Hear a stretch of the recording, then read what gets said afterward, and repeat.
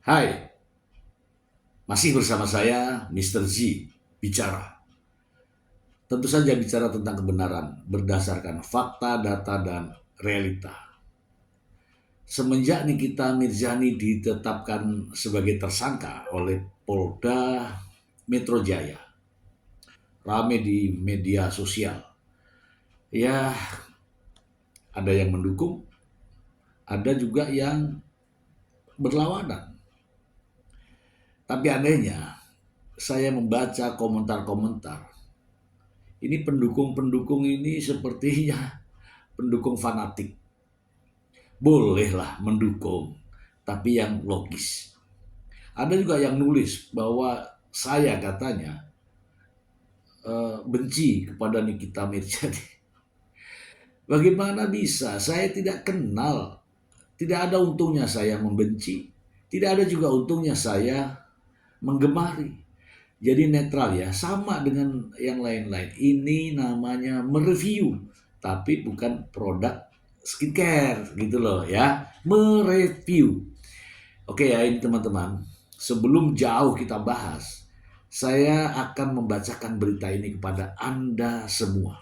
Nanti kan komentarnya ke saya, ini beritanya saya bacakan, baru kita akan ulas. Dari Detik News, Nikita Mirzani tersangka di Polda. Begini perjalanan lengkap kasusnya. Oke ya, ada judulnya, dibacakan untuk Anda ya.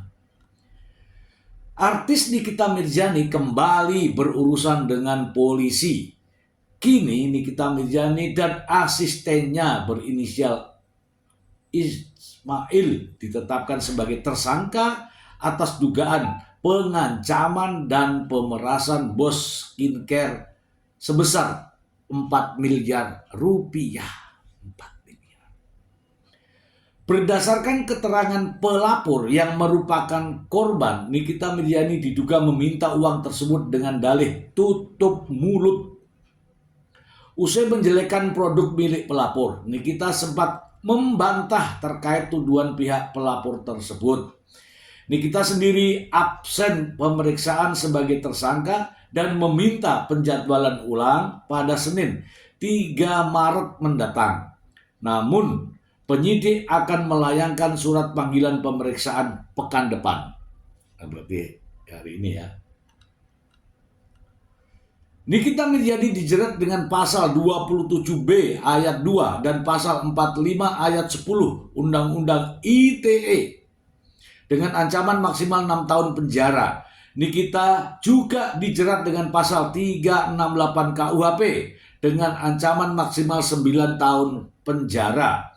Dan terakhir, Nikita Mirzani dijerat dengan pasal 3 dan pasal 4 Undang-Undang Tindak Pidana Pencucian Uang TPPU dengan ancaman maksimal 20 tahun penjara. Pelapor dalam hal ini wanita berinisial RGP yang merupakan bos skincare. Kasus dilaporkan pada tanggal 3 Desember 2024 terkait dengan pengancaman hingga tindak pidana pencucian uang. Kami menerima laporan polisi dari saudara RGP tentang dugaan pengancaman melalui media elektronik dan atau pengancaman dan atau TPPU, kata Kabid Humas Polda Metro Jaya, Kombes Ade Arisam Indradi. Dalam laporannya, korban menyebut Nikita Mirzani diduga menjelek-jelekan nama korban serta produk miliknya melalui siaran langsung di TikTok, live TikTok. Pada tanggal 13 November 2024, korban mencoba menghubungi terlapor melalui asistennya IM lewat WhatsApp dengan niat bersilaturahmi. Namun respon yang diterima justru berisi ancaman dan pemerasan. Kemudian korban mendapat respon yang disampaikan oleh terlapor. Jadi respon dari terlapor adalah ancaman akan di-speak up ke media sosial bila silaturahmi tersebut tidak menghasilkan uang. Yang ngomong bukan saya, ini beritanya. dan terlapor meminta sejumlah uang sebesar 5 miliar rupiah sebagai uang tutup mulut. Korban merasa terancam dan mengaku mentransfer 2 miliar ke rekening atas arahan terlapor pada tanggal 14 November 2024. Pada 15 November korban mengaku diminta lagi memberikan uang tunai 2 miliar. Atas kejadian tersebut korban merasa telah diperas dan mengalami kerugian sebanyak 4 miliar. Nikita Mirzani tersangka. Penyidik Direktorat Cyber lalu melakukan penyelidikan terkait kasus tersebut. Sejumlah saksi turut diperiksa untuk mendalami dugaan tindak pidana yang terjadi. Kasus tersebut lalu naik ke tahap penyidikan setelah dilakukan gelar perkara. Setelah melakukan serangkaian kegiatan penyidikan, penyidik lalu melakukan gelar perkara penetapan tersangka terhadap Nikita Mirzani pada Rabu 19 Februari 2024 berdasarkan alat bukti yang sah. Polisi menetapkan Nikita Mirzani dan asistennya Mail sebagai tersangka. Benar, saudara NM dan saudara IM telah ditetapkan sebagai tersangka oleh penyidik Ditres Cyber Polda Metro Jaya berdasarkan bukti yang cukup dan berdasarkan hasil gelar perkara. Polisi menegaskan penetapan Nikita Mirzani berdasarkan alat bukti yang cukup hingga hasil gelar perkara. Secara rinci, ADR menjelaskan alat bukti tersebut antara lain keterangan saksi, bukti dokumen, hingga bukti digital. Polisi menyita sejumlah barang bukti terkait kasus dugaan pengancaman dan pemerasan Nikita Mirzani. Polisi menyita bukti transfer uang diduga pemerasan tersebut. Selain itu, barang bukti selanjutnya berupa digital, yaitu flash disk dan ponsel yang diduga memiliki keterkaitan dengan tindak pidana yang terjadi. Terakhir, barang bukti berupa ekstraksi digital yang berisikan dokumen hasil analisis forensik. Nikita Mirzani membantah tuduhan tersebut dan mengklaim uang 4 miliar itu adalah untuk endorsement. Dengar ya, endorsement.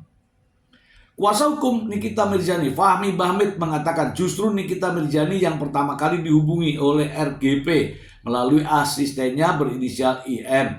Dalam percakapan tersebut, RGP disebut meminta Nikita Mirzani untuk mereview produk kosmetiknya. Dia yang hubungi salah satu staf dari Nikita Mirzani bernama Ismail, dan dia meminta supaya direview yang baik-baik. Bingung juga apa yang mau direview yang baik-baik. Sepanjang itu tidak ada masalah, kenapa dia harus minta seperti itu? Fahmi membenarkan bahwa dalam percakapan itu memang ada pembicaraan soal uang yang nilainya miliaran. Dia juga menyebut ada negosiasi terkait uang tersebut. Dari percakapan antara IM dengan seseorang yang melapor tersebut, ya, itu ada komunikasi masalah uang. Jadi gimana caranya dia bisa berikan uang? Nah, dari percakapan itu terungkap angka 5 miliar. Tapi dinego menjadi 4 miliar. Setelah itu diberikan dengan cara 2 kali. Dinego, nih teknisnya, uangnya dinego. Setelah itu diberikan. Habis itu IM yaitu diingatkan supaya nanti di November yang akan datang, berarti November ke November kan 1 tahun, supaya mengingatkan dibayar kembali. Wah, enak ini. Ini enak sekali ini. Oke ya. Kita bahas aja lah, kita bahas. Ini panjang sekali ini beritanya ya, teman-teman ya. Kita bahas, oke? Nah, itu teman-teman ya, kita bahas nih ya. Jadi ya sama begini seperti saya ini loh, mereview ya kan yang baik-baik. Kalau aku bilang mau yang baik-baik 4M, kan tidak. Ya biasa aja gitu. Kemudian apa yang saya review? Berita. Saya bukan mereview skincare. Oke ya. Oke teman-teman, tadi sudah diceritakan bahwa Polda Metro Jaya itu menerima laporan polisi dari seseorang yang terkait dengan adanya pemerasan gitu ya. Ini bukan saya yang ngomong, pemerasan sebesar 4 miliar rupiah. Kemudian polisi menindaklanjuti dengan penyelidikan dan penyidikan. Nah sekarang banyak nih para netizen yang juga berkomentar, ya kan? Katanya itu suap. Bukan. Gini, kalau suap itu kepada orang yang memiliki kewenangan. Suap itu kepada orang yang memiliki kewenangan atau kekuasaan supaya, gitu kan, supaya. Tapi terhadap Nikita Mirzani bukan suap namanya. Itu tadi sudah benar dikatakan di berita ini. Tutup mulut. Tutup mulut untuk apa? Agar tidak mereview ya. Nah, kalau Fahmi Bamit mengatakan agar mereview yang baik-baik. Itu sah-sah saja semuanya. Ya. Saya begini bukan berarti saya membenci Nikita Mirzani. Tidak, salah nanti. Saya meluruskan. Tidak ada untungnya juga saya membenci, tidak ada untungnya juga saya fanatik menggemari, tidak ada. Mungkin sama teman-teman juga samalah, kedudukan kita itu sama. Oke, jadi terkait dengan laporan yang ada di polisi setelah melakukan penyidikan, ditemukanlah 2 alat bukti yang sah. 2 alat bukti yang sah ini ya syarat untuk menetapkan seseorang sebagai tersangka. Kalau ditetapkan sebagai tersangka, lantas kita protes, katakanlah saya ya ditetapkan sebagai tersangka. Loh, kok bisa saya jadi tersangka gitu kan? Gugat. Kalau memang tidak benar polisinya, cara kerjanya, gugat. Caranya menggugat adalah pra-peradilan. Sah atau tidak penetapan saya sebagai tersangka, itu juga bisa dilakukan oleh Nikita Mirzani. Langkah berikutnya adalah ada cara berikutnya untuk menyelesaikan persoalan ini. Langkahnya adalah mediasi yang dilakukan oleh mediator. Bagaimana caranya? Yang penting antara kerugian itu dikembalikan. Siapa yang rugi? Yang melapor, yang merasa dirugikan. Oke teman-teman. Sekarang uang tutup mulut. Teman-teman juga bisa lakukan itu. Silahkan dipraktekkan. Ngoceh aja terus. Nanti ada yang nutup mulut dengan uang 5 miliar atau 4 miliar atau 1 juta, 2 juta baru Anda diam. Itu namanya uang tutup mulut. Nah, uang tutup mulut dalam hukum itu tidak ada. Cari aja tulisan-tulisan uang tutup mulut atau tutup mulut adalah. Silahkan dicari. Nah, kita ini berbicara hukumnya, bukan berbicara istilah tutup mulut. Ya tutup mulut itulah uang. Caranya bagaimana untuk mendapatkan uang? Nah inilah yang sementara dilakukan penyidikan oleh polisian. Sehingga menetapkan Nikita Mirzani sebagai tersangka. Clear kan? Clear. Oke teman-teman, ini pasal yang dipersangkakan. Ingat ya, saya mengatakan nih pasal yang dipersangkakan adalah ITE, ya ITE, Undang-Undang ITE, ancaman hukumannya tadi sudah dengar ya 6 tahun. Kemudian pasal pidana umum KUHP 368, ancaman hukumannya 9 tahun. Dan yang terakhir yang paling berat ini adalah Undang-Undang Tindak Pidana Pencucian Uang. Ancamannya 20 tahun penjara. Ada kalimat 20 tahun penjara itu ancaman, bukan hukuman, ancaman. Oke. Wah, begitu diancam 20 tahun. Enggak berarti Artinya bisa saja 20 tahun, bisa saja di bawahnya. Namanya juga ancaman. Tapi putusannya, vonisnya, ya mungkin saja bisa sampai di 20 tahun. Bisa saja di bawahnya. Bukan putusan ya, itu ancaman. Oke, teman-teman semua. Ada yang komentar. Ya, komentar. Itu kan diberi. Itu kan Nikita Mirzani kan menerima uang. Bagaimana dengan yang memberi? Nah, teman-teman harus tahu, ini bukan kasus suap menyuap. Bukan. Kalau kasus suap menyuap, yang disuap itu haruslah memiliki kedudukan, kewenangan, atau minimal punya otoritas. Contoh ya, aku mau masuk Pak, ini mau masuk apa sajalah, mau masuk Pak. Gimana caranya ya? Gimana caranya supaya saya bisa masuk? Bayar.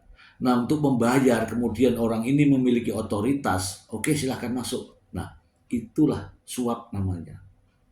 Kalau tidak memiliki otoritas, tidak memiliki kekuasaan, tidak memiliki kewenangan seperti Nikita Mirzani ini, itu bukan suap. Nah, kalau suap, yang menerima suap kena, yang menyuap juga kena. Nah, sekarang Nikita Mirzani menerima uang 4 miliar. Dan Nikita Mirzani ditetapkan sebagai tersangka. Ada yang bertanya, lalu yang memberi uang apa dong statusnya? Statusnya adalah korban. Korban itu bukan berarti harus sakit, harus teraniaya, bukan. Jadi ada kerugian secara material, itu dinamakan korban. Jadi kalau Nikita Mirzani tersangka, yang memberi uang tadi namanya korban, gitu ya. Jadi tidak ada lagi korban dari apa. Nikita Mirzani kan tidak minta, dikasih. Wah, enak banget ya. Tidak minta dikasih 4 miliar. Janganlah. Saya kasih tahu nih. Ini ada orang nemu dompet. Lumayan nih nemu dompet. Ngambil duitnya di dalam dompet. Nemu loh, nggak dikasih malah. Nggak ada orangnya. Nemu dompet, ada uangnya 200.000. Bisa kena pencurian. Lah kalau diberi bagaimana Pak? Inilah yang tadi, ketika diberi dengan cara-cara ya, silahkan nanti Anda terjemahkan sendiri, sehingga maka si korban menyerahkan uang, maka korban ini menderita kerugian. Kerugian ini namanya apa? Korbannya. Oke teman-teman, kalau saya mereview seperti ini, teman-teman jangan marah. Wah ini bukan pendukungnya nih kita nih, katanya nih. Kita tidak harus pendukung, kita tidak harus juga penggemar, kita tidak harus juga pembenci, tidak. Begitu kita melihat ada informasi yang faktual, yang update, ya kan? Ya kita jelaskan. Begitu ya teman-teman ya. Jadi tidak ada keterkaitan saya dengan Nikita Mirzani, antara bencilah, pembencilah, suka, penggemar, tidak ada. Saya tidak kenal dan tidak pernah menerima apapun terkait dengan hal ini dari siapapun. Oke? Semoga bermanfaat. Terima kasih ya. Aduh.